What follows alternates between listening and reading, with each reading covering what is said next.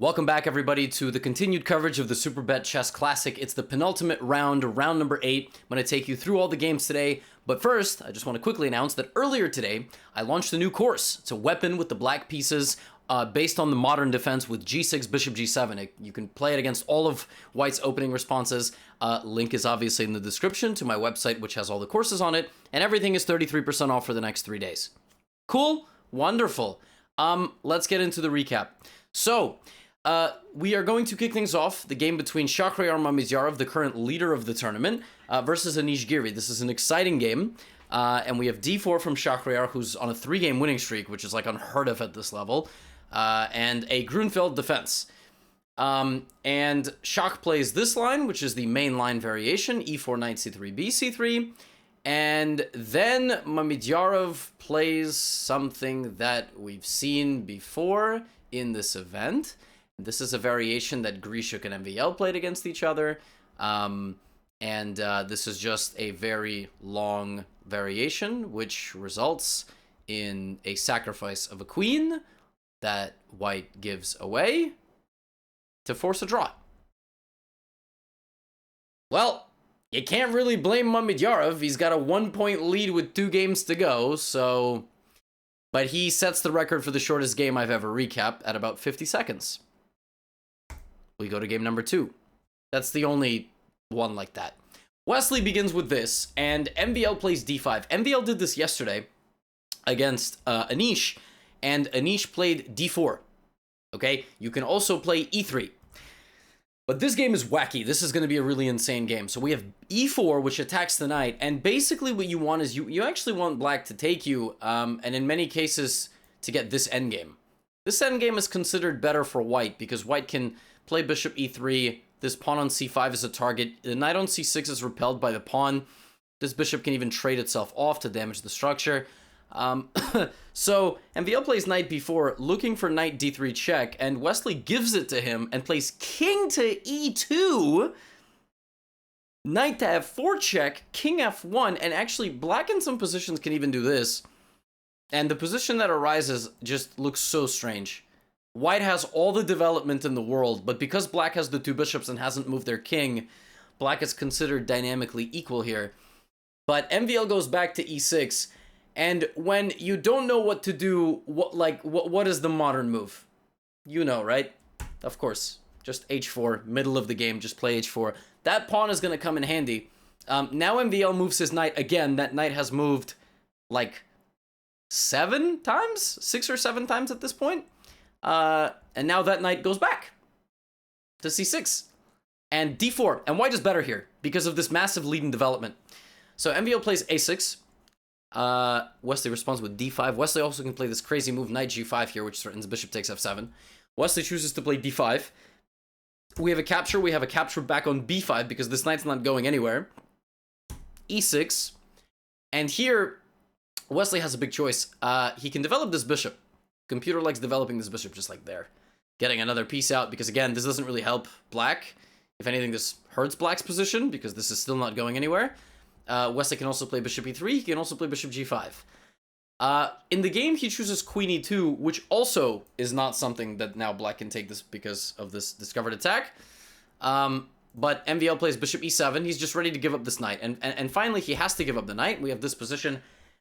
And here, white can continue to kind of chip away at this knight on c6. White can also play b3, bishop b2, lining up the bishop on this diagonal. But Wesley justifies his move h4. He doesn't justify it by moving something to g5. He doesn't justify it by playing h5. He justifies it by playing rook to h3 and then rook to g3. Like, this looks like how some of my 5-6-year-old students back in the day used to play. They when I was, teaching in school, they would find this way to bring the rook back, like this. They're like, oh, I'm getting my rook out. And it's actually not so crazy. And MVL takes this pawn. MVL says, all right, I'm gonna take this pawn. And I got my pawn. I gotta get out. And I don't really care that, you can try to create some attack on me. I'm a pawn up. And it's true. It's true. He is a pawn up. And Wesley does have kind of some menacing pressure here with queen, bishop, and rook. If MVL defends this position, though, he'll be fine. So he plays king h7, which sidesteps the pin. Wesley decides to take the knight, because the truth is, if you don't take the knight, if you play like queen takes c5, which is completely a free pawn, black will start to play bishop d7 and then get the rooks out. And it's really not clear what the heck is going on here for white. Like, your king is on f1, your rook is out here, you haven't developed two of your pieces. This knight is going to jump into the middle and then beat everybody up. So instead of that, he just trades and plays king g1. And the resulting position is one where, at the end of the day, at the core of the position, you have the opposite colored bishops. And all endgames will probably be drawn. So, rook a4, e5, queen h4. And MVL just beelines directly for the endgame. He gets the queens off with no queens on the board. He's not going to be under pressure. He's got back rank ideas. e5 is under attack. Rook c5, rook e1. And he activates his rook. And, by the way, both guys, 28 moves, have not moved their other bishop. Do not play chess like this. Let me tell you something. When they do it, they know what they're doing. It's like using the really fancy limited ingredients in the kitchen. You screw it up. You just spent like $600 on a really fancy... I don't know. I don't cook anything. I just order takeout. But I imagine that's how it is. You know, there's certain luxury ingredients, and if you screw up, you just screwed up the dish and you lost all the money. Don't do what they're doing. And now another fancy move. Bishop g5. You can take my bishop, but I would take your rook. Oh, I'm so smart. Then I'll take your rook instead. Yeah, but then I take your rook. And ultimately, that's what happens. They end up just giving away all the pawns to each other. The bishop centralizes. And it looks a little bit scary. It looks a little bit scary, but just in time, rook b7. Guarded by the bishop, and like I said, everything traded. 3 pawns each. Shuffle, shuffle, shuffle, shuffle, shuffle. But still an exciting game. Game number 3. Teimour Radjabov versus Constantin Lupulescu. Lupulescu has played Sicilian. He's played French. What is he going to play in this game? He's just coming off a very rough game versus Grishuk. He goes back to the Sicilian, and actually not just the Sicilian, he goes back to the open Sicilian classical variation, Bishop g5, the rouser. He played this against Grishuk. In fact, if you remember my recap, they played all these moves. b5, bishop f6, gf6, king b1, queen b6, like this has all been seen. But here it starts to deviate a little bit. So I believe Grishuk took on c6 earlier. He played knight c6 a little bit earlier, if I'm not mistaken. I might be mistaken. But I remember he also played this move b3, which wasn't super popular. And Radjabov brings back the knight first and plays f5. So we have all the same structural ideas. Black will play knight takes d4, and e5. And essentially what black is doing here is hoping to activate this bishop by defense with the rook on this diagonal. And the king will come to e7. In many situations, the king will protect the pawns and hide behind them, and this game will be won and lost depending on whether or not white can infiltrate on the light squares. Because again, black has a lot of pawns on dark squares. In fact, every single central area of pawns is on a dark square. So, bishop c4, rook c8, queen d5, rook h7. White's got this bind on the light squares, and now we got to figure out what to do with this knight. If you could land this knight anywhere, you would land it on d5. It's kind of hard to do that, though. Because the only way you can get to d5 is to go from one of these two squares. And you can't get to this one, and you can't get to this one. So it's, you know, do you play knight d2, knight f1, knight e3? Well, that's what he tries to do. He'll reroute. Knight d2, kicks you out, and plays a5. And Lupulescu's going to continue to try to attack you on that queen side. That's his kind of plan here. Now, in a perfect world, you play bishop d5, and you get a trade. And actually, you can take with the queen, but I wouldn't even be shocked if you can take like this, and then your knight sits on e4, forever pressuring the pawns. No one's going to boot the knight. So, of course, Lupulescu does not trade. Instead, he attacks the queen, and Teimour offers a repetition of moves. All Lupulescu has to do here, 2 things. He can play bishop c6, but actually, at the highest level, what you do is you pause the clock. And if I'm not mistaken, that was 3 times. Position number 1, position number 2, and rather than going, maybe I guess it wasn't. It's kind of unclear. Like maybe Radjabov was just trying to gain like time on the clock and make his opponent think. Although this position happened once, this position happened twice. Yeah, I guess, right? I'm not insane. Maybe I'm insane. It's, whatever. Anyway, but rather than that, we got bishop d7. Lupulescu was like, I'm good. I don't want to do this anymore. So, rook e1, a4. And Lupulescu's playing for something here. He's kind of saying, Radjabov wants to repeat moves? Okay, knight f1, bishop h6, b3. Like, Radjabov is trying to stop the attack. Lupulescu's like, my bishop's activated. I'm ready to take your knight when it arrives on e3, which is the entire meta of the opening. Because again, if you play knight e3, and let's say black doesn't take, I don't know, black goes here. I mean, once this knight lands on d5, the game is over. Because I just pressure too much. It's too powerful of a knight. So the whole meta of this opening is whether or not black can get to this position and survive. Because black's position is a little bit ugly, but he has the dynamics. And the dynamics are definitely in black's favor here. The dynamics, he's got the file, the open G file. This long-range bishop is a killer. Nobody's going to get in its way. As long as he can keep the knight off the d5 square, which is the whole point. The whole point of this. Takes, bishop b5. All of a sudden, it's like, wait a minute. Imagine a situation where Lupulescu can somehow double up and create something, or go to the A file, triple up on the C file. What the heck is going on? So Radjabov just bails. And once this happens, you are not breaking through this position. And Lupulescu defends everything. His pawns look ugly, but no one significant. You can't monster reborn, anything to d5. And, I mean, that's kind of the rest of the game. I mean, it's nothing. They just ended up just shuffling moves. I mean, Radjabov got a nice position, but he was unable to find the critical breakthrough. And the truth is, it's hard to do. The last time, it was Grishuk playing this queen e1, b3 small wrinkle, and Lupulescu adjusted for this game. So what can you say? Which takes me to game number 4. Grishuk versus Fabiano Caruana. Now, this was a wild game, folks. This was a wild game. It began with Rui Lopez with knight f6, castles, bishop c5. So this is kind of the Arkhangelsk, because the Arkhangelsk is actually b5, bishop c5. But in general, with b5 and the bishop going to b3, it's not quite that, because I think the bishop has to be here. It's like super chaotic. But essentially, black plays bishop c5 and b5, which I believe is known as the Arkhangelsk. And there's this variation where white just gets the whole center.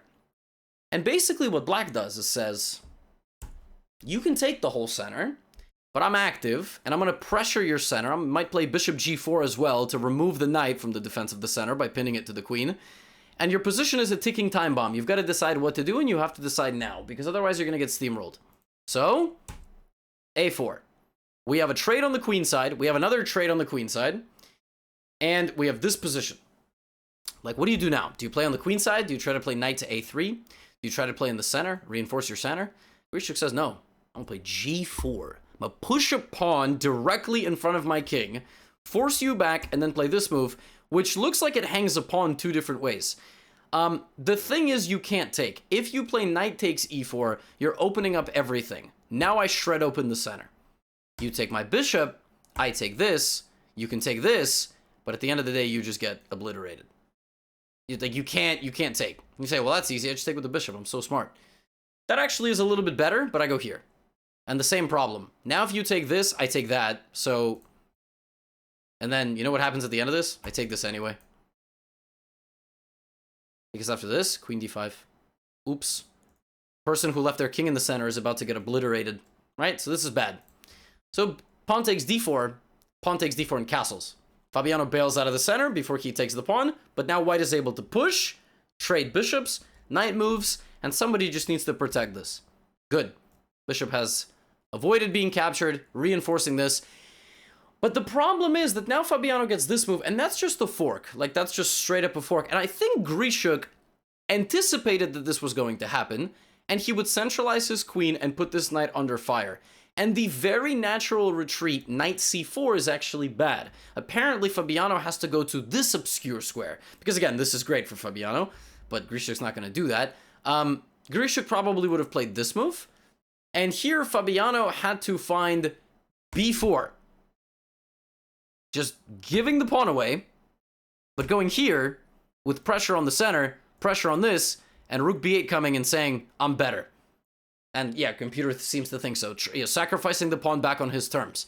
But Fabiano is not a computer. He is a human being, so he plays the very natural retreat. He just wins a pawn. But see, now Grishuk is going to win time. Now Grishuk is threatening to win this pawn back in an advantageous way. Because Fabiano's extra pawn is on the queen side, kind of. And so the structure there is frozen. He's got the extra pawn, but it's not so easy for him to move it.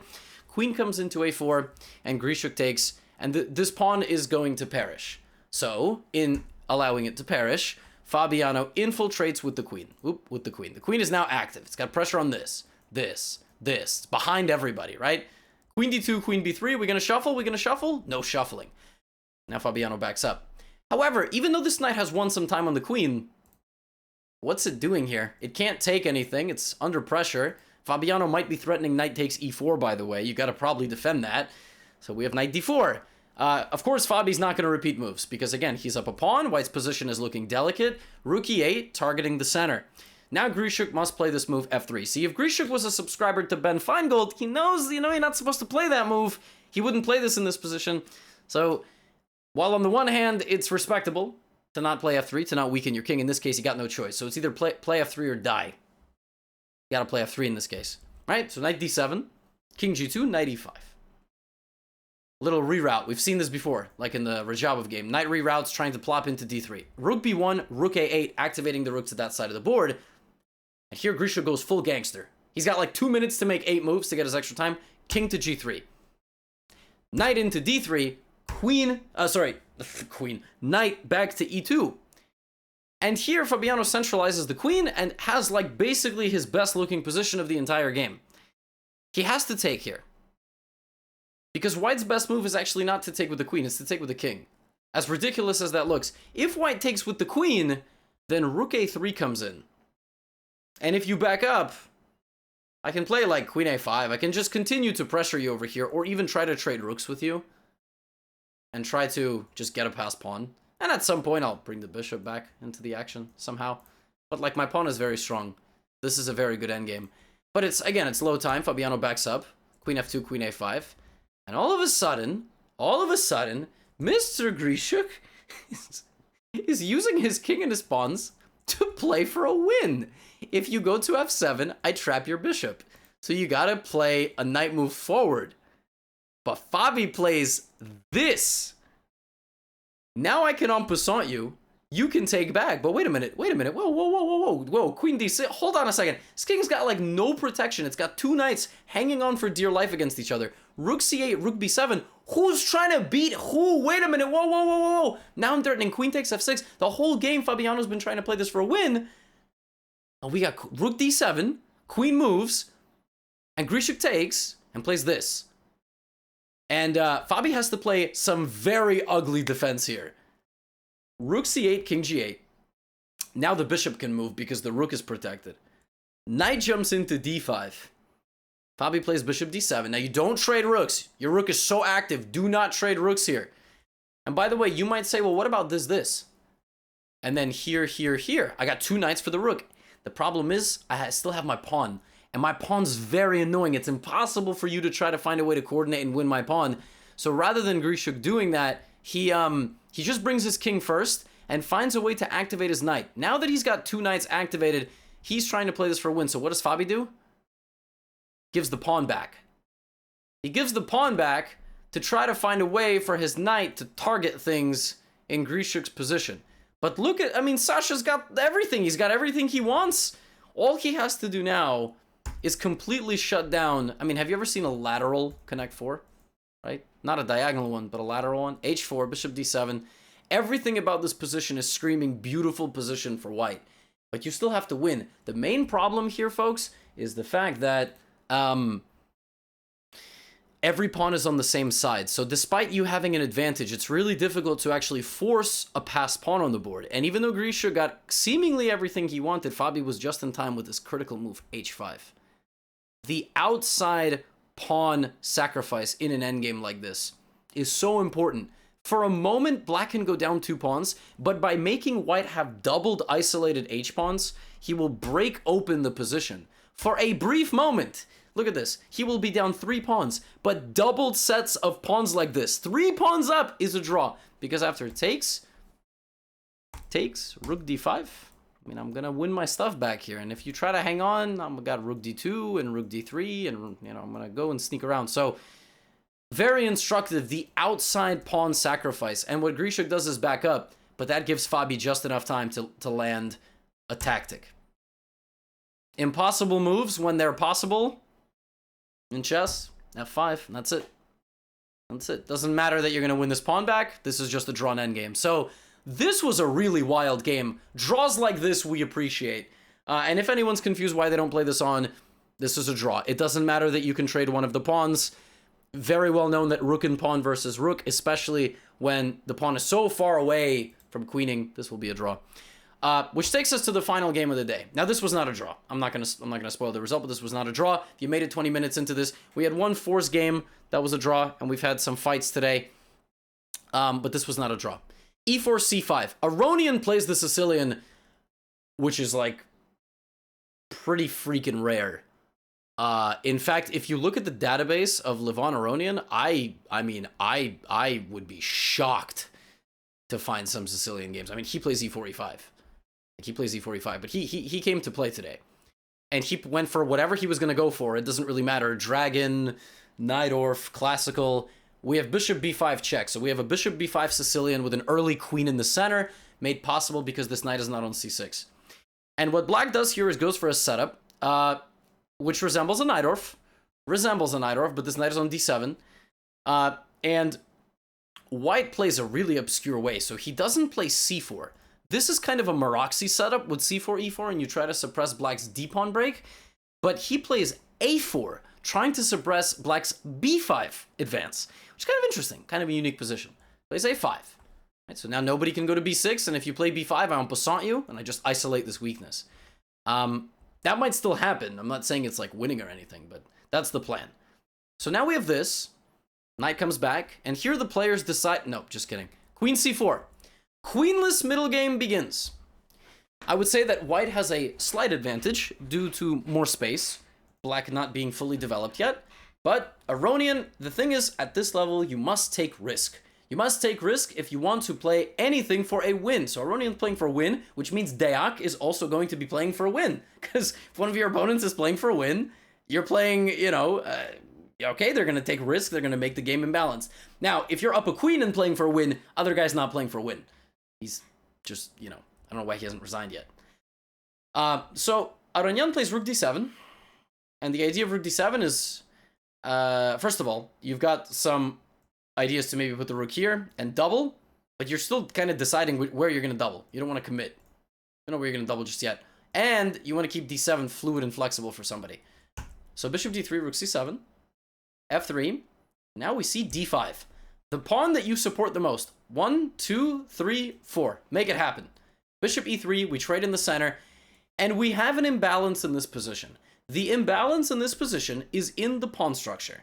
Pieces are all the same. We have 2 knights, 2 bishops. They're all the same. One guy has a pawn here, 2 over here, 4 and 3. So this game will really be decided how well you can complement your pawn imbalance with your piece imbalance, and ultimately what trades are going to take place. So the first trade happens here. Knight for knight. Knight for knight, bishop c4, a5.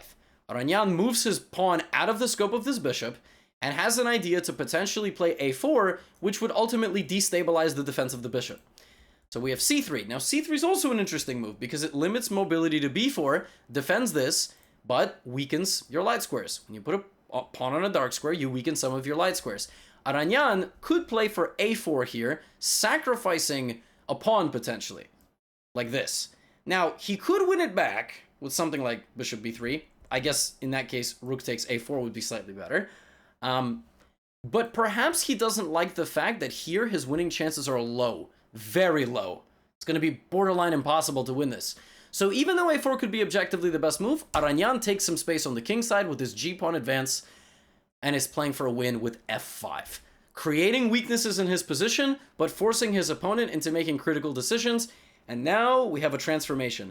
Dark squared bishops come off the board, and light squared bishop trades. So now the imbalance is in the pawn structure, but also bishop for knight, which is going to matter in the endgame. So the closer this gets to an endgame, the more the bishop is going to be better than the knight. Knights are less mobile than bishops. c4, bishop c6, another pawn structure imbalance. The dark squares are now completely up for grabs. So this, a4, trying to utilize that pawn to break open the center. So we have rook b1, rook a1, rook g8. Rook g8. Why would he go to g8? What is the idea of rook g8? He wants to go g4 and activate the rook. And if white plays f4, which is exactly what's going to happen, he now takes this pawn. He's baited his opponent into not just activating his bishop. Look at that. Not just activating his bishop, but creating a weakness. So he's giving him the passed pawn on the flank. You can push the pawn. You can play a5, which he will do. But he does push it. But White is permanently stuck fighting against an extremely powerful bishop, which doesn't just defend the promotion square, it also targets the rook and this just kind of shows you how powerful a bishop can be. But this garbage knight, I mean, White is never getting this knight into the game. This knight is serving a defensive purpose of guarding f4 forever. And if Black is able also to at some point move his h-pawn forward, stay tuned, he's going to dominate this knight completely. So, rook b4. Rook d2, rook b2. When you are trying to play an endgame for a win and looking to simplify, trade one pair of rooks. It usually helps the offensive side more than the defensive side. He goes for one rook trade. Only trade the second pair if you're guaranteed to win. In this case, you are not guaranteed to win if you trade the second rook. So now, Deac decides that he wants potentially to get to this endgame, but this is just the worst endgame for Black. For White, not for Black, not for Black. Black is, sorry, for White. So, king f2, bishop c6. You can't trade with me anymore. Now rook a4. And it looks like White kind of has the perfect defensive schematic. And if White can play this, and land the knight on e5, White is going to be extremely happy, right? I mean, obviously, that's exactly what White is going to do. Wait. But why didn't he go here? Why didn't he go here? Yeah, that's actually a good question. I guess Deac thought that after knight d3, rook h2, that he was going to draw this by playing knight e5. But perhaps like playing for the fortress. But I don't actually know why he didn't play king e3. Perhaps he didn't like bishop b5, which somehow paralyzes this knight completely. And maybe he thought that here he had no chance. But he decided to sacrifice and just play for this, which looks like a fortress. I mean, it just looks like a defensive fortress because you have the dark square bind. But Levon plays king d5. Of course, all trades are terrible for White. White is just going to lose this endgame, so you need to keep the dark square fortress. King e3, h5. Knight d3, king c4. Knight e5, king c3. Where's the king going? Right? So knight comes back. And, you know, okay, h4. What? I just take that. g3. What? Wait, what? Wait a second. Actually, how do I defend this? Where do I move my knight? Where do I move my king? If I push my pawn, you take. If knight e1, you just play like bishop h5, and my king can no. Look at what you're doing to my king. Wait a second. I can't get close. I can't move my king. What have you done to me? So, what do you do? Well, you got to play the computer move knight c1. And if bishop h5, knight e2 check, this is apparently a draw. I mean, if you take, the pawn promotes. Actually, you know, you can lose this. And Deac in this position played knight e5. Missing the idea, I guess, of knight d7, which looks like you can shuffle back and forth, but Black just goes here. And even though you can take, the king comes to c2, and you're out of moves. The king can't get close. You had to try to play knight e2. And if Deac had played knight c1, like king c2, knight e2, I think he could have drawn this game. I mean, it's just... I guess he was low on time. In this time control, you get your extra time on move 60. And Deac played... he played knight e5 on move 59. So if he had not blundered here and made his next move in the 60th move, he would have gotten an extra bit of time. I believe that's the time control. But he played knight e5, and sometimes that's how chess works, man. One bad move on move 59 and the game is over. After a really, really, you know, good defensive attempt at saving the game, and Levon wins. Levon wins a really, really tough game. But overall, the games today, I mean, hey, we could have had 5 draws. We could have had 5 draws, which is why I called it back to normal chess. But our standings after 8 rounds of the Superbet Chess Classic look like this. Mamedyarov still in first place. Tomorrow, Mamedyarov, I don't remember who he plays tomorrow. I think he plays MVL. Yeah, he plays MVL tomorrow. So, if a draw seals the deal for him. So if he draws, then he wins the tournament. Wesley, Aronian, and Grishuk with a win will tie him if he doesn't draw. But if he draws, then preemptive congratulations to Mamedyarov. Hopefully you enjoyed the recap, even if the games don't have someone who is bleeding all the time. But that's the nature of classical chess. Take care, everybody. Go check out the G6 course on the Gotham website, 33% off for the next 3 days. Link is in the description, and I will see you tomorrow for the final round. Get out of here.